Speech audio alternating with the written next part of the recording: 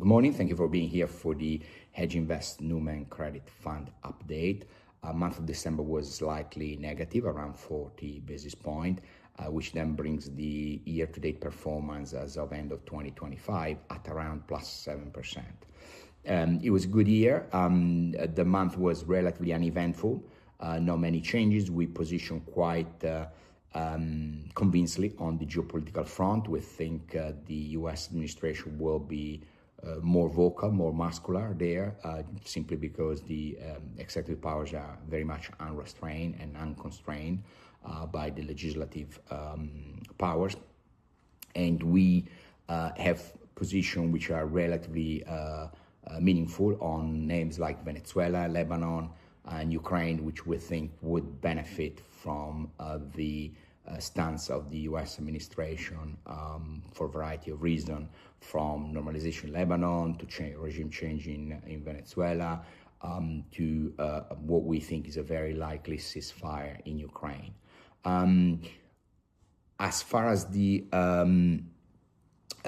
equity and credit market, we do not expect an AI bubble to burst anytime soon, but we do think there is plenty of pockets of overvaluation and over leverage. We're probably more worried about over leverage than overvaluation on the equity side.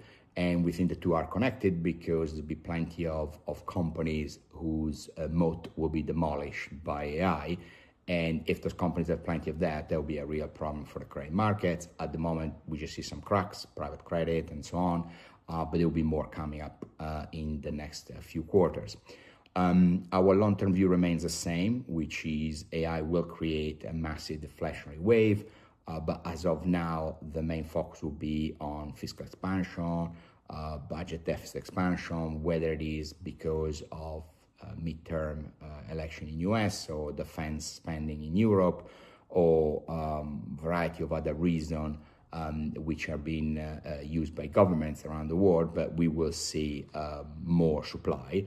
There will be a big turning point in 2026 when AI will become very meaningfully deflationary through wage and job opportunities, especially for new hires and young hires, unfortunately. And on the other side, there'll be plenty of AI price pressure on anything which has got to do with knowledge sectors, knowledge economy, and anything to do with kind of high software, high intellectual kind of jobs, from asset management to tax planning and so on. So overall, we think there are still pretty decent conditions now, but there's plenty of jump events around.